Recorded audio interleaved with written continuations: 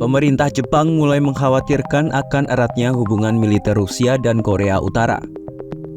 Presiden Rusia Vladimir Putin bertemu pemimpin Korea Utara Kim Jong-un untuk memperkuat kemitraan mereka pada Rabu 19 Juni 2024. Kepala Sekretaris Kabinet Jepang Yoshimasa Hayashi mengungkapkan pihaknya telah mencermati hasil pertemuan Kim dan Putin.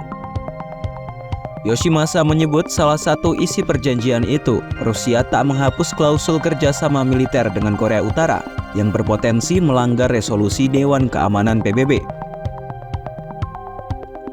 Mengetahui hal itu, pemerintah Jepang menilai kesepakatan Rusia Korut berpotensi mengancam keamanan Jepang. Hal itu disampaikan Yoshimasa Hayashi pada Kamis 20 Juni 2024. ロ朝間の軍事的な連携協力の強化と含めまして、我が国を取り巻く地域の安全保障環境が一層厳しさを増す中、政府としては今般のロ朝首脳会談の結果を重大な関心を持って注視をしているところでございます。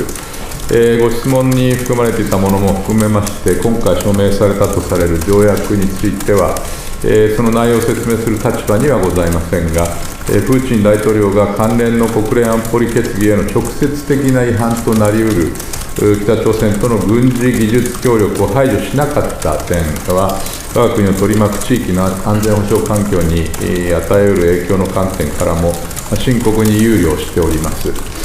Yoshimasa pun menegaskan Jepang akan terus bekerja sama dengan komunitas internasional.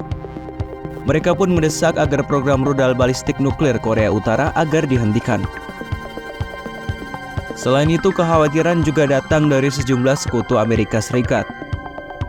Mereka khawatir dengan kemungkinan Korut akan menyuplai amunisi yang dibutuhkan Rusia untuk melawan Ukraina. Mereka juga khawatir Rusia akan mentransfer teknologi ke Korut untuk mengembangkan program nuklir mereka.